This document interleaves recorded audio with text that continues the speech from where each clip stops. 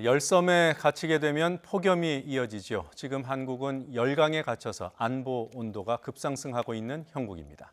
하지만 여의도는 더 뜨거운 것 같습니다. 일본의 경제 보복, 러시아 군용기의 영공 침범, 여기에 북한의 미사일 발사까지 경제 군사적 안보 위기 국면이 이어지고 있는 가운데 여야는 대립구도에서 벗어나지 못하고 있습니다.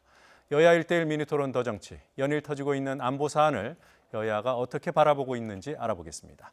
강병원 더불어민주당 의원, 김정재 자유한국당 의원 나오셨습니다. 어서 오십시오. 안녕하세요. 안녕하세요. 자, 먼저 청와대 인사 얘기부터 잠깐 하고요. 그다음에 안보 상황 짚어보겠습니다. 조국 수석의 교체가 법무부 장관 기용 때문이다. 이렇게 이제 기정사실화되는 분위기인데요. 동의하십니까? 예, 동의합니다. 네, 평가는 어떻게 하십니까? 일단은 저는 사법개혁에 대한 예. 국민적인 요구나 시대적인 요구 이런 걸 감안하고 예. 또 대통령께서 조국 수석에 대한 절대적인 신임을 하고 있는 마당에 예. 조국 수석이 조만간 이제 물러나고 법무부 장관으로 가는 것은 국민적 요구나 시대적 요구, 대통령의 의지 이게 다 합쳐진 예. 그런 결정으로 좀 될 거라고 봅니다. 예. 반박하실 내용이 있나요?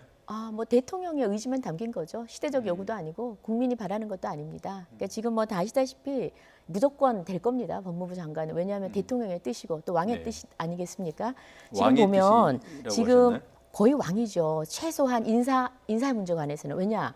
지금 인사청문회 완전히 무력화시키고 있습니다. 지금까지 16명을 인사청문 보고 채택하지 않고 16명을 그저 임명을 했습니다. 소위 말하면 적폐라고 몰고 있는 그런 박근혜 정부 4년 동안 10명 했고요. MB 정부도 5년 동안 한 17명 했습니다. 근데 지금 2년밖에 안 됐는데 이번에 만약에 우리 조국 수석까지 만약 그냥 밀어붙이면 17번째인데요. 이건 그야말로 저는 왕의 뜻이라고 해도 과언이 아닐 정도다 생각이 들고요.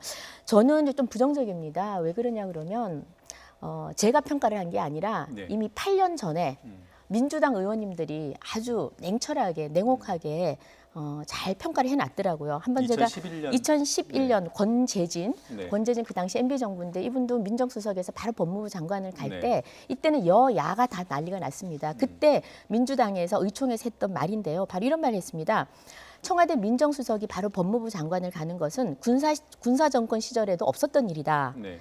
그리고 가장 공정해야 될 자리에 대통령의 측근 인사를 임명하는 것은 그야말로 선거용 인사다. 예. 또 그리고 권력형 비리와 친인척 비리를 은폐하기 위한 방패막이 인사다. 이런 네. 것도 얘기했고요. 검찰의 중립성 절대 보장받을 수 없다. 그리고 네. 등등 얘기를 했는데 가장 제가 좀 와닿았던 게 뭐냐면 이렇게 얘기를 했습니다. 사심을 가진 인사로 민심과 대립할 경우에는 네. 나머지 자녀 임기는 대통령에게 불안한 임기가 될 것이다라고 예.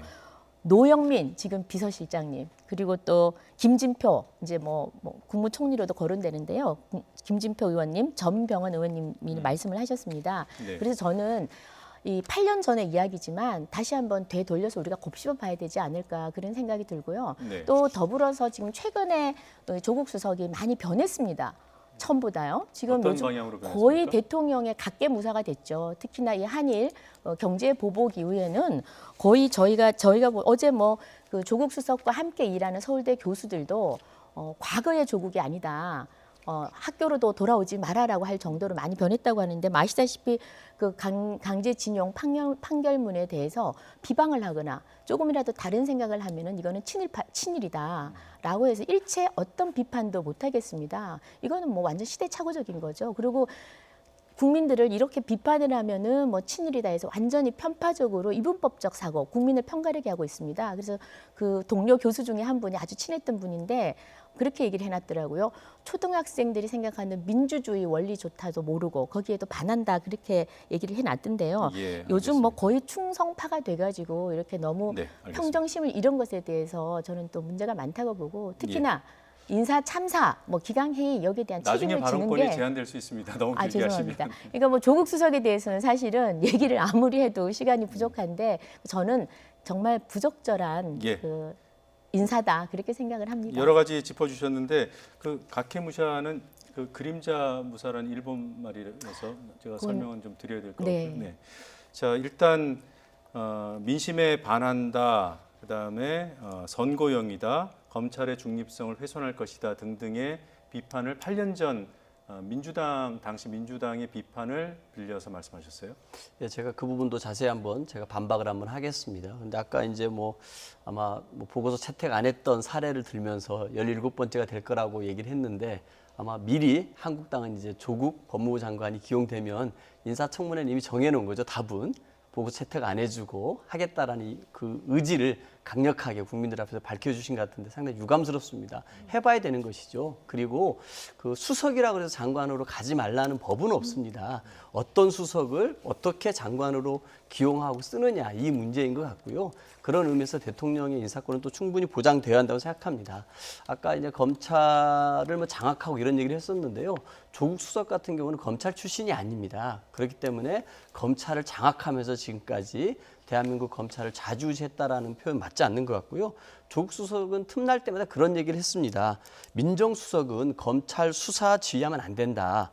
그리고 민정수석은 인사권이 없다 이런 얘기를 했는데 이런 부분들에 관해서 민정수석을 단 한 번도 그런 일이 있다라고 한국당이 비판하는 걸 본 적은 없습니다. 그리고 지금 한국당이 조국 민정수석이 법무부 장관 가는 것에서 비판하는 걸 보면은 한국당이 뭔가 마음에 안 들어서지 이 조국 수석이 무슨 위장 전입을 했다든지 탈세를 했다든지 음주운전이 했다든지 이런 범법 사유가 있기 때문에 안 된다는 의지보다는 얘기보다는 조국 민정수석에 대한 왠지 모를 무슨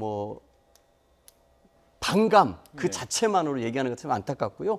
아까 이제 그 권재진 MB정부 시절에 민정수석이 법무부 장관 갔던 얘기를 해주셨는데 저는 검찰 개혁과 사법 개혁을 하고 있는 조국 민정수석과 검찰을 통제했던 권재진 당시 민정수석과는 너무나 다르다고 봅니다. 이 둘을 명확하게 좀 분리해서 볼 필요가 있는데요. 당시 그 권재진 민정수석 같은 경우는 저축은행 비리 사태에 연루가 돼 있었습니다. 그리고 민간인 불법 사찰로도 도덕성으로뿐만 아니라 상당히 문제가 돼 있었고요. 검찰의 수사에 개입하고 인사에 개입했던 것으로서 국민적인 지탄을 받았던 인사입니다. 그런데 이런 인사와 이 사법개혁이라고 하는 국민적 열망을 안고서 이거를 진두지휘하고 있는 조국 민정수석을 마치 동일인인 것처럼 말씀하시는 것은 옳지 않다고 생각이 듭니다. 그렇습니다. 지금 두 수석 비교를 하셨는데 청와대의 역할이 다릅니다.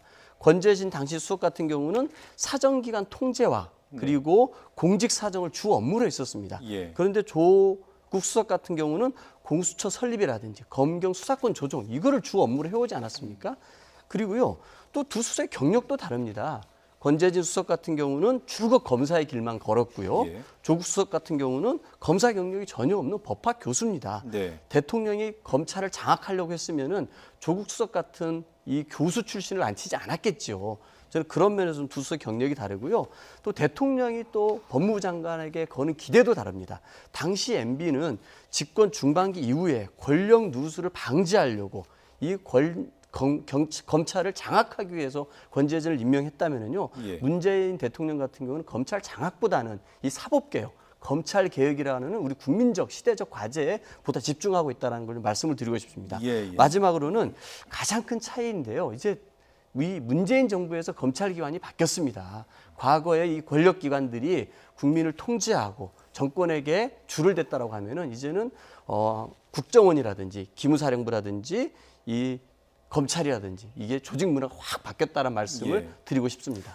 민정수석이 단순히 법무부 장관 된다고 해서 18년 전에 반대했던 건 아니다라는 요지 같습니다. 했던 일도 다르고 출신도 이력도 다르고 앞으로 주어지는 과제도 다르다. 이렇게 요약할 수 있을 것 같은데. 네, 오늘 이렇게 어떤 두 사람을 비교하는 자리가 아니에요. 지금 오늘의 주제는 뭐냐면 민정수석을 했던 사람을 다시 법무부 장관으로 그렇게 돌려막기 로 해도 되느냐, 적절하냐, 부적절하냐였습니다. 그 당시에 권재진 장관으로 임명한다 그랬을 때 그 당시 한나라당이었습니다. 여당에서 엄청난 반대를 했습니다. 그래서 그 소위 말하면 최고위원들, 그 홍준표 당시 대표 체제였는데 그때 나경원 의원이라든지 또 유승민 의원이라든지 남경필 의원 다 반대를 했습니다. 오죽하면 MB가 청와대로 초청을 했습니다. 좀 어떻게 무마시켜 보려고.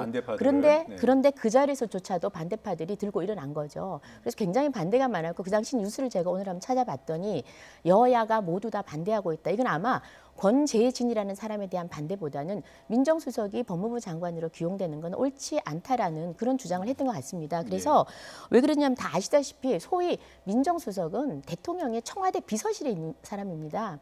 대통령의 뜻에 따라서 움직여야 되는 사람이고요.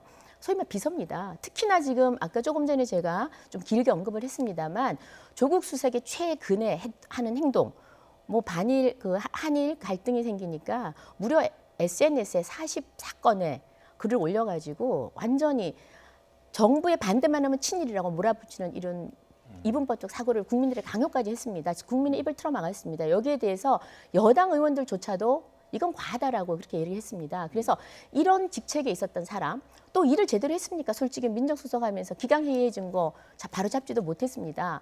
제대로 한 게 없어요. 그래서 계속 그랬는데 이 사람을 법무부 장관으로 가면 인사권을 가지고 있습니다. 예. 인사권을 가지고 있고 소위 말하는 검찰도 지휘를 해야 될 그런 위치입니다. 그런데 가장 중요한 걸 아까 사법개혁 얘기하셨는데 사법개혁의 핵심이 뭡니까?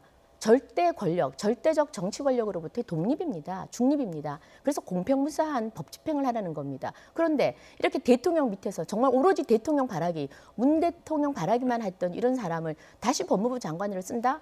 그 밑에 있는 검찰들이 눈치를 안 보겠습니까? 인사권을 가진 사람한테. 그래서 저는 이 부분만큼은 특히나 이전의 민정수석과는 더 다르다는 거죠. 훨씬 더 대통령 밑에서 소위 말하면 찍소리 못하고 모든 일을 대신해줬다 할 만큼 정말 충성심을 가지고 일을 했던 사람입니다. 그래서 네. 저는 이런 민정수석, 대통령의 비서를 하는 사람이 법무부 장관 자리에 가는 것은 누구나 다 적절하지 않다 생각하고요. 특히나 이제 조국 수석 최근에 행보를 보면 더 부적절하다는 생각을 들고 네. 저희가 야당 의원으로서 조국 수석 소위 말하면 기강 확립 못한 거, 그다음 인사 참사한 거에 대해서 계속해서 경질을 요구했는데 결국은 꽃가마 태워가지고 법무부 장관으로 보낸다는 겁니다. 정말 기가 찰 노릇입니다. 자, 두 가지 짚어주셨어요. 그러니까 민정수석이 누구든 간에 법무부 장관으로 직행하는 것은 반대다.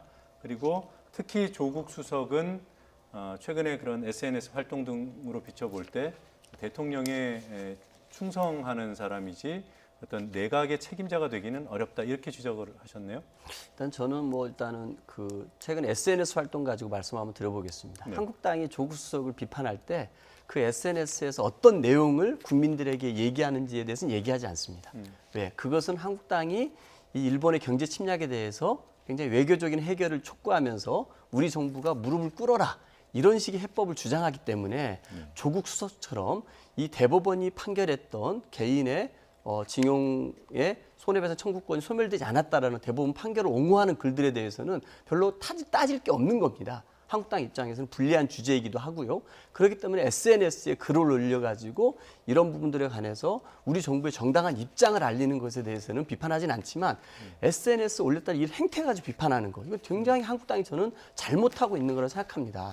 이런 국가적인 이익이 걸린 문제에 대해서 함께 단결하지는 못할 망정 정부, 대통령 때리기에만 올인하고 있는 한국당의 모습이 이 조국 수석 비판하는 것을 그대로 저는 드러난다고 봅니다. 또 하나 말씀하셨던 민정수석이 법무부 장관을 가는 것, 저는 아까도 말씀드렸습니다만 못 갈 이유가 없는 것입니다. 한국당 입장에서는 조국 수석이 굉장히 미운 털처럼 보이겠지만 저희가 봤을 때, 우리 국민들이 봤을 때는 조국 네. 수석은 과거의 민정수석과는 전혀 다른 사람이었습니다. 검찰 출신이 아니었고 우병우처럼 검찰을 쥐고 흔든 사람도 아니었습니다. 오로지 민정수석으로 있으면서 우리 국민들이 요구하고 시대가 요구하고 있는 검찰 개혁과 그리고 검경 수사권 조정을 적극적으로 추진했던 사람입니다. 법무부 장관으로 간다면 제일 적임자겠죠. 예. 특히 공수처 알겠습니다. 설치 같은 경우는 우리 고위 공직자들의 비리를 수사하자는 거고 여기에는 국회의원들, 판검사들, 대통령 주변의 수석들 이런 고위직들만이 해당되는 거 아닙니까? 왜 이 사람들의 비리를 수사하자는 공수처 설치에 대해서 한국당이 저렇게 반대하는지 우리 국민들은 정말 이해를 못하고 있는 상황입니다. 자, 네, 이 부분에 대해서 입장은 충분히 네. 전달이 된 것 같고요. 네, 그래도 제가 혹시 하나는- 말씀 네, 중에 네. 뭐라고 할까 규정이 틀렸거나 팩트가 네. 틀린 부분이 있으면 말씀해 주십시오. 팩트가 많이 틀린 부분이 많습니다. 뭐 제가 다는 얘기 못 하겠고요. 상당히 많이 틀렸지만 제가 분명히 하나 짚고 넘어가야 될 거는 계속해서 지금 민주당 의원들이 국민을 갈라치게 하고 있는 게 뭐냐면 한국당이 대한민국 정부를 일본에 무릎을 꿇어라라고 얘기를 하기 때문에 친일파다라는 이 프레임을 씌우고 있어요. 한국당은 단 한 번도 이 정부가 무릎을 꿇으라고 얘기를 한 적이 없습니다. 당당하게 하라는 겁니다. 당당하게. 당당하게 하고요. 당당하게 하는 방법이 너무나 많습니다. 이 정치 외교적인 문제를 풀 거는 풀고요. 또 경제적으로 저희가 대비해야 될 거는 장기, 중장기 다 대비하라는 겁니다. 심지어는 구체적 해법까지 줬어요. R&D 연구하는 사람들은 소위 소재 부품, R&D 연구하는 사람들은 시간까지 풀어주라. 구체적 해법도 제시하고요. 예. 그다음에 더 큰 거는 우리가 지금 대한민국이라는 한반도가 어떤 데입니까? 세계 열강 중러 미일이 여기 각축장처럼 우리 한반도에서 으르렁거리고 있는 데입니다. 우리가 여기서 그저 죽창 들고 의병 운동하자 그래서 이 해결이 됩니까? 굉장히 유연하고 국익을 내세우면서 어떤 전략을 세울지 저희가 굉장히 고심하고 숙고해야 되는 문제입니다. 예. 그런데 지금 죽창을 들자 의병을 일으키자는 국민들이 해야 될 소리입니다. 국민들이 다 분노하고 불매운동도 해도 되고요. 여행도 안 가도 그럼 국민들이 자발적으로 하는 겁니다. 국가는 무엇을 해야 되느냐. 국가는 그런 국민들이 이런 대한민국이 세계 속에 살아남을 수 있도록 저희는 냉정하고 이성적인 전략들을 마련해야 되는 겁니다. 그 예. 주장을 한 겁니다. 자, 볼게요. 지금 우리 조국 수석이 뭐라 그러냐면요. 대법원 그 판결에 대해서 부정하면 친일파라고 했습니다. 자, 대법원 판결에 대해서 조금 전에 말씀하셨는데 이게 뭐 한국당이 불리하다고 자꾸 얘기하시는 그런 거 전혀 없습니다. 왜? 한국당 기본적으로 대법원 판결을 인정합니다. 대한민국 사법부가 내린 판결에 대해서 100% 존중합니다. 자, 그리고 지금 이 부분에 대해서요. 13명의 전원 합의부에서 내린 결론인데요. 예. 2명의 소수 의견이 있습니다. 2명의 소수 의견이 있고요. 그래서 이 소수 의견의 2명은 그러면 친일파란 말입니까? 제가 하고자 하는 말은 대법원 판결에 대해서 국민이면 누구나 다, 특히 법학자, 지식인들 누구나 다 문제 제기할 수 있는 겁니다. 문제 제기하게끔 문을 열어줘야 됩니다. 네. 국민의 입에도 재갈을 물려서 안 되고 특히 야당의 국회의원들 입에 절대 재갈을 물려서는 저는 안 된다고 봅니다. 이런 식으로 한국당은 그 판결에 대한 입장이 다른 입장이 있나요? 아니죠. 판결은 존중하는 거죠. 대법원 판결은 존중한다는 그러니까 겁니다. 결과는 존중하는데 네, 존중한다는 거죠. 뭐 소수 의견이 아니요. 합리적이었다고 그게 아니라 판단하는 거죠. 거기에 대해서 의견이 좀 다르면 친일파라고 하는데 그런 행태가 그렇다면 문제다. 그렇죠. 그런 행태가 문제라는 거예요. 그래서 한국당은 뭐 누누이 제가 얘기했지만 대법원은 삼권 분립에 의해서 저희가 대법원 판결은 존중합니다. 예. 국내법에서. 그리고 이제 국제 관계에서 어떻게 풀지는 또 다른 외교적 채널을 통해서 우리가 한번 논의를 해봐야 된다는 거고요. 제가 하고자 하는 말은 이런 이분법적인 사고 이거 아니면은 여기에 대해서 말을 걸면 무조건 친일이다라고 예. 하는 게 문제라는 거죠. 그래서 자, 이 부분은 한국당은 네네. 제가 좀 이어가야 되기 때문에 한국당 입장에서 한국 정부를 향해서 일본에 무릎 꿇으라고 한 적이 없다고 하잖아요. 예. 자, 그런데 보십시오. 정부가 김정재 의원님 말씀하셨던 정부의 노력이 있습니다. 그 경제적으로 수출 규제가 된 품목에 대해서 예. 단기, 중장기 대책들을 하고 있고 이런 부분들에서 이런 추경에도 긴급하게 네. 추경으로 증액을 좀 하고자 하는 것도 있는 거고요. 그리고 그렇습니다. 그리고 그 외교적 해법을 마련하기 위해서 WTO에 제소를 하고 적극적으로 노력하고 있는 걸 다 알고 있을 것입니다. 그리고 미국이라든지 이런 외교 활동도 넓혀가고 있고 일본의 부당한 이 경제 침략 행위에 대해서 알리고 있습니다. 부당성을. 근데 이때 한번 초기에 한번 한국당이 어떤 입장을 취했는지 한번 생각을 해보십시오. 대통령과 우리 경제 대표들이 모여가지고 어떻게 하면 이거에 대해서 해결책을 할 것인지 머리를 맞대는 거에 대해서 황교안 대표는 그렇게 얘기했습니다. 정치 이벤트라고 얘기를 했습니다. 네. 그리고 외통위에서 국회에서 일본의 이런 경제 침략에 대해서 규탄하는 결의문을 채택하자고 하니까 이거를 반대하고 시간을 질질질 끌었던 게 한국당이었습니다. 한국당이 만약에 이런 국민적인 분노에 함께 동참했다면 예. 대법원의 판결에 대해서 일본이 그 경제 침략한 것이 부당하다는 것이 확고했다라면은 이런 얘기들, 이런 행태를 할 수 없는 것입니다. 왜 국민들이 이 와중에 한국당에 대해서 자꾸 이 친일파라 같은 행태를 하는 것이다라고 비판하는 게 왜 그러겠습니까? 저는 한국당이 보여왔던 이런 행태들이 충분히 그런 오해를 살 만한 행태들을 해왔기 때문에 예. 우리 국민들이 한국당에 집중적으로 이걸 하고 있고 한국당이 이제서야 이거를 벗어나기 위해서 열심히 노력을 하고 있는데요. 심지어 그런 얘기를 합니다. 대법원 판결 이후에 제3국 중재위원회 설치하라는 얘기를 한국당에서 많이 주장을 했었는데요. 어떻게 이 일제 강점기 불법적으로 자행됐던 개인의 배상 청구권 문제를 제3국 중재위에 가서 해결하라고 합니까? 이것 자체가 이 대법원 판결을 인정하지 않는 거랑 똑같은 주장입니다. 예. 저는 그런 의미에서 한국당의 이 주장은 국민들이 보기에는 전혀 이 대법원 판결을 인정하지 않고 오히려 일본에게 우리가 무릎을 꿇어서 왜 자꾸 과거사를 들먹여가지고 일본에게 과거사를 반성하고 사과하라고 외교적 압박을 가함으로써 이런 사태를 예. 초래했느냐라고 하는 것을 국민들은 알고 있습니다. 자, 중재위로 가자는 입장은 한국당에 여전히 유효한가요? 자, 제가 지금 우리 강병원 의원님이 제 지역구, 제가 서울에 사는 은평구의 지역구 의원님이세요. 그래서 제가 웬만하면은 존중을 해드리려고 그랬는데 이 팩트가 너무 많이 틀리니까 제가 이거 길게 얘기를 안 할 수가 없습니다. 제가 먼저 얘기를 그래도 하겠습니다. 자, 너무 길게 간단하게 얘기하시면 안 얘기를 할게요. 되는데. 첫 번째 추경입니다. 추경 들고 찬 거는 민주당입니다. 아니 그만큼 추경을 하자고 2달 지금 한 90여일 동안 아우성을 쳐놓고 추경 장사만 했어요. 추경을 하면 지난 18, 19일 열었어야 됩니다. 본회의를 통과시켰어야 됩니다. 특히 저는 저희 포항에 관한 추경 예산이 한 1,200억 정도가 있기 때문에 네. 저는 정말 애타게 기다렸거든요. 그래서 저도 예결이고 그런데 그냥 일방적으로 찼습니다. 뭐 찬 이유는 다 아시다시피 정경도 국방장관 해임 건의안이 표결될까 봐 그걸 막기 위해서 소위 방탄국회를 한 거죠. 그것도 좋습니다. 이번 주에도 열어도 됩니다. 언제든지 열어도 되고요. 추경을 이렇게 걷어찼고 그다음에 제가 또 말씀을 드리고 싶은 건 추경 장사를 너무나 오래 했다는 거예요. 자, 추경 가지고 장사한 거 저희가 한번 꼽아 볼게요. 너무 많습니다. 자, 민생 파탄 처음에 한다 그래가지고 했습니다. 예. 그래서 이상하게 선심성 예산이 막 들어왔어요. 한국당이 반대하니까 아, 미세먼지 불났습니다. 그러니까 재계단 추경하겠다. 오케이 했습니다. 그리고는 무슨 사건, 목선 사건 터졌습니다. 그러니까 정경도 국방장관 문제 제기를 하니까 왜 조건을 내거냐 이러면서 또 안 하는 거예요. 그래서 야당은 지금 정경도 국방장관 문제라든지 아니면 경제 파탄에 대해서 1대1 회담 요구라든지 아니면 경제 원탁 회의라든지 야당으로서 당연히 요구해야 될 거 요구한 겁니다. 그런데 이것을 조건이라고 그러면서 계속 추경하고 왜 조건을 요구하냐면서 저희를 계속 비난했습니다. 한 2달 동안 장사를 굉장히 잘했습니다. 그래서 한국당은 마치 추경을 안 해줘서 이 나라를 망친 아주 악당 중에 악당이 돼버렸어요. 모든 국민들한테. 굉장한 고통을 겪었습니다. 그러나 다 아시겠지만 추경은 저희는 기본적으로 재난추경 찬성이고요. 잘못된 추경은 하지 말자는 거예요. 그리고 소재 부품 예산 저희 오케이입니다. 내용만 가져오면 됩니다. 내용 하나도 안 가져오고 제목 가져오고 예산 가져오고 이거는 과하다는 거죠. 그래서 이 부분도 찬성이고요. 저는 추경이 다음 주에라도 투포인트 회의 열어서 빨리 했으면 좋겠다는 말씀을 드리고 그다음에 중재위 말씀을 드릴게요. 중재위에 대해서는 아시겠지만 대법원 판결 이후에 소위 말하면 몇 달 동안 조용히 있다가 한일이 서로 낸 안입니다. 일본에서 낸 안은 2+1 아닙니까? 그리고 한국에서 낸 건 1+1 아닙니다. 그렇죠? 정부 간에 지금 낸 아니지 않습니까? 그래서 그 안에 제가 좀 설명을 아니, 할게요. 네네. 왜냐하면 좀 시청자분들께서 들으셔야 되니까 한국 정부가 낸 안은 한국 기업 그러니까 이제 1965년 청구권 협정으로 뭔가 혜택을 받았을 수 있는 한국 기업과 일본 기업이 기금을 출연해서 그것으로 강제징용 피해자들을 보상하자. 네.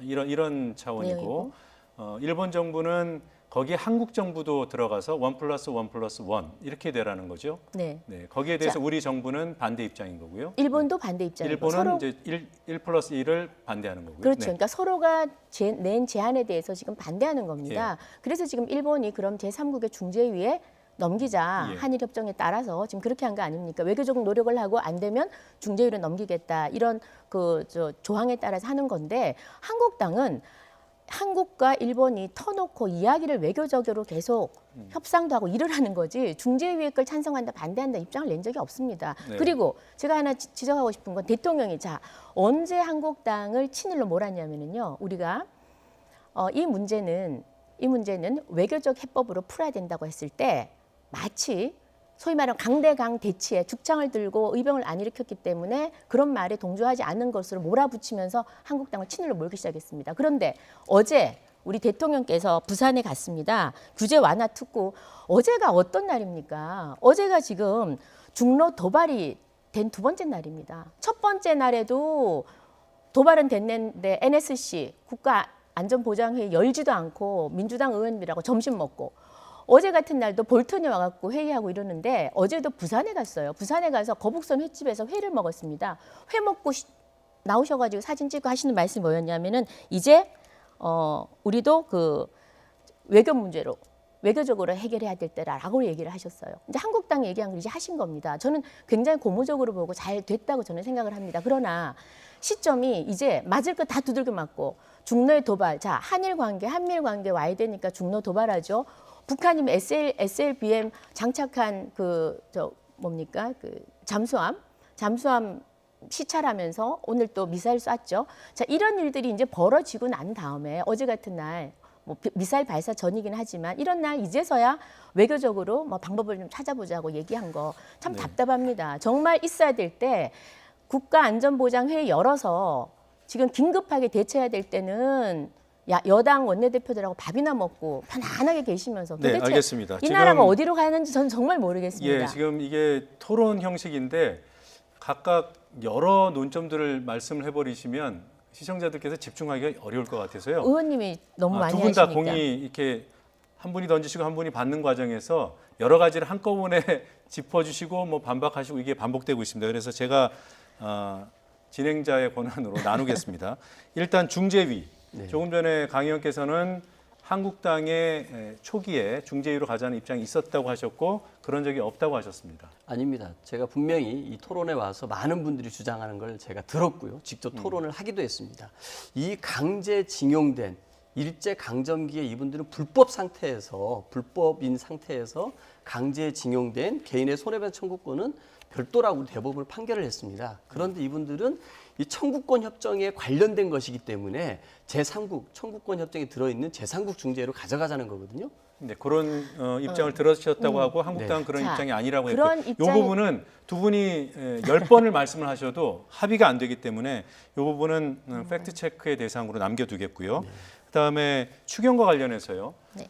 만약에 지금 당장 본회의가 열리면 추경 통과에 동의하십니까? 동의하죠. 근데 조금 저희는 전에 제가 추경에 문제가 예결위원이고 많다는 제가- 얘기를 하셨잖아요. 근데 추경에는 어떤 예산이든지 문제 없는 예산은 없습니다. 그건 문제는 어떤 정부 있지만, 어떤 정부든지 그거를 예결위에서 여야 의원님들이 모여서 삭감도 하고 또 집행부와 이야기해서 증액도 하고 그럽니다. 네. 그래서 문제가 많은 예산은 삭감을 하고요. 그게 정부도 동의를 해야 됩니다. 그게 최종적으로. 그래서 예산 심의가 있는 겁니다. 예산 심의를 하고 지금 심의 중이고 지금 하다가 중단이 됐거든요. 그래서 그런 심의가 되면 언제든지 바로 통과를 시켜야죠. 예, 하여튼 추경에 문제가 있지만 통과에는 동의한다는 그럼요. 입장이시고요. 그럼 한 가지만 더 심의 후 여쭤보죠. 통과를 해야죠. 네. 추경만 따로 통과하면 안 됩니까? 추경만 따로 통과. 자, 제가 말씀을 드릴게요. 처음에 의사 일정을 잡습니다. 저희가 네. 의사 일정 잡는데 처음에 18, 19 이틀을 잡았어요.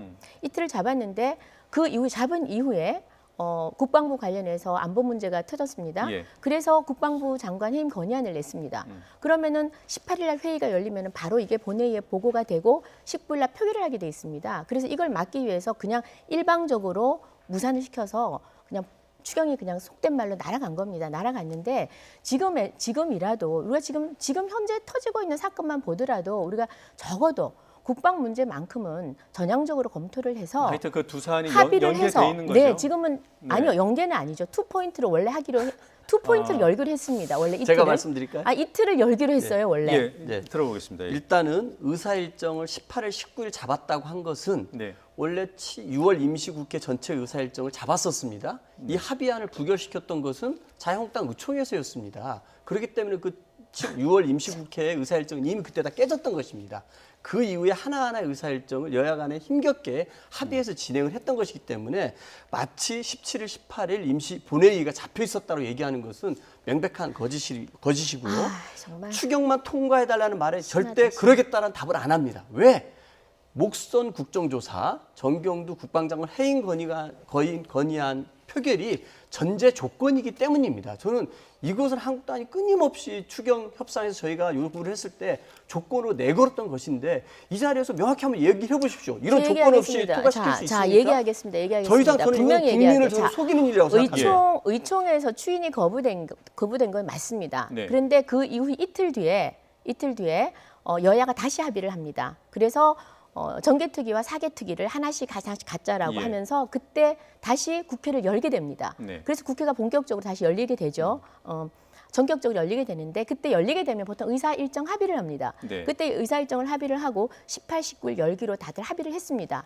다만 그 부분에 대해서는 이제 보통 의사 일정 통상 합의할 때 하나하나를 중요하지 않을 때마다 매일 그냥 서면으로 하지는 않으니까요. 하기로 했었는데 조금 전 말씀드린 대로 정경두 해임 건의안이 올라온 겁니다. 예. 올라와서 이걸 막으려고 제가 그 현장에 있었습니다. 저는 지금 원내대변인이기 때문에 이인영 대표님과 그다음 나경원 대표, 오신환 대표와 국회의장님 함께 제가 배석을 했는데요. 정확하게 의장님이 중재를 하셨어요. 뭐라고 했느냐? 자, 좋다. 그러면 지금 정경두 국방장관의 문제에서는 국민들도 다 관심이 있으니 해임 건의안은 받아주자. 대신에 민주당은 그걸 못 받겠으니 18일, 19일 날 열고 19일 날 먼저 예산안을 추경안을 통과시키고 그다음 민주당이 다들 그 이석을 한 다음에 그다음 투표를 하자. 그렇게 네. 얘기하셨어요. 이인영 대표가 뭐라 그러셨냐면 죽어도 국방부 장관 해임 건의안은 표결 절대 안 됩니다. 그러셨어요. 예. 그래서 그때 다시 또 파토가 소위 말하면 네, 알겠습니다. 이게 제가 그냥 된 정리를 겁니다. 할게요. 그래서 그러니까 민주당은 정경두 국방장관 해임 건의안이 올라오는 본회의를 거부하는 거고, 그리고 그것이 보장되지 않은 본회의는 추경의 필요성이 있다 하더라도 열 수 없는 거고요. 네, 그 그렇죠. 입장 맞죠? 네, 그렇게 네. 정리하면 되겠습니까? 네. 하나만 더 확인하겠습니다. 조금 전에 문재인 대통령이 한국당을 친일로 몰았다고 말씀하셨는데 그런 적이 있나요? 저는 아니라고 생각합니다. 한국당이 요즘 이제 본인들이 했던 행태 때문에 국민들 속에서 굉장히 지금 많이 비판을 받고 있습니다. 예. 한국당의 최근에 좀 지지율이 떨어지는 것도 예. 한국당 스스로 저는 자초한 일이라고 생각합니다. 일본의 이런 부당한 행태에 대해서 오히려 정부 공격하는데 너무 앞장섰던 모습이 예. 오히려 일본을 두둔하는 한국당의 모습으로 됐기 때문에 네. 한국당이 굉장히 곤란하거든요. 그렇기 때문에 이제는 대놓고 대통령이라든지 저희들을 오히려 친일로 공격함으로써 이 궁색한 국면을 좀 예. 벗어나려고 하는 것 같은데요. 저는 쉽지 않을 거라 생각합니다. 예, 알겠습니다. 자, 대통령이 친일로 모은 아니 근거가 대통령은 있나요? 친일이 아니에요. 제가 뭐 그렇게 말했으면은 아까 대통령이 아니 말씀하셨는데. 대통령이 친일에 대통령 이 정부 그다음 이 정부에 있는 사람이 지금 조국 수석 아니겠습니까? 그러니까 대통령이 아니라 조국 정부 수석, 관계자가 네네, 정부 한국당을 관계자, 친일로 몰았다. 네네. 그리고 민주당은 지금 계속 친일로 몰고 있죠. 자, 그러나 제가 한마디만 드릴게요. 그렇게 몰아진다고 해서 이제 국민들이 그렇게 어리석게 이분법적 사고에 놀아나는 대한민국 국민들이 아닙니다. 그래서 이제 제발 이런 친일, 반일, 빨갱이 뭐 이런 이분법적 사고 이제 좀 다 버리고 예, 알겠습니다. 정말 국익만 생각하는 그런 정치인들 좀 됐으면 좋겠습니다. 네, 끝으로 같은 질문을 두 분께 드릴 텐데요. 정말 간단하게 말씀해 주셔야 됩니다. 제1야당 대변인 민 대변인이 대통령을 친일파라고 했습니다. 그 부분은 어떻게 평가하십니까? 그건 아마 자르고 얘기하는 게 아니라 그 어떻게 하면 친일파다라는 그 친일이라는 이야기를 하셨을 것 같은데요. 제가 그 워딩을 조금 한번 살펴볼게요. 일본의 영공침에 대해서 이러네요. 소위 말하면 독도는 우리 땅이라고 주장하는 이 일본 놈들하고 좀 욕을 좀 했네요. 그리고는 일본 놈들이 소위 독도를 자기 땅이라고 이렇게 하는 거 도저히 못 봐주겠다. 그런데 왜 아무 말도 못하는 대통령은 여기 아무 말도 못하냐. 아무 말도 못하고 이러면 이게 친일이냐. 이렇게 얘기를 했습니다. 그런데 저는 대변인이 이런 말하는 거는 내용은 아무리 맞더라도 예. 내용이 맞고 옳다고 할지라도 대변인들은 굉장히 말을 아껴야 됩니다. 예. 그게 저도 원내 대변인이지만 그런 생각을 하고요. 그러니까 이 부분에 대해서 그 만약에 좀 부적절한 용어라도 불편한 용어가 있으면 안 되겠죠. 그런데 취지는 소위 말하면 일본이 독도를 우리 땅이라고 하는 것은 절대 용납 못한다는 거죠. 그리고 여기에 대해서 대통령이 한마디 해라. 네. 이제 이런 취지 같습니다. 대통령이 관련된 입장을 안 내놓을까요? 제가 어떻습니까? 봐서는 이런 거는 언급할 가치, 대응할 가치도 없다라고 저는 생각합니다. 최근에 이제 한국당이 계속해서 이 친일 프레임에서 스스로 만들어내고 있는 겁니다. 그래서 아니라는 알리바이를 만들기 위해서 민경욱 대변인이 소녀상 앞에서 1인 시위를 했는데요. 저는 그러면 그럴수록 한국당은 안 된다고 봅니다. 저는 이 정쟁, 당리당략보다는 국익이 우선입니다. 예, 알겠습니다. 일본의 이런 부당한 개입에 대해서 명확히 국민과 함께 같은 목소리를 내야 한다고 생각합니다. 조국 수석이 썼더라면 박수를 쳤을 겁니다. 조국 수석이 썼더라면. 여기까지 하겠습니다. 두 분 말씀 잘 들었습니다. 고맙습니다. 네, 고맙습니다. 감사합니다.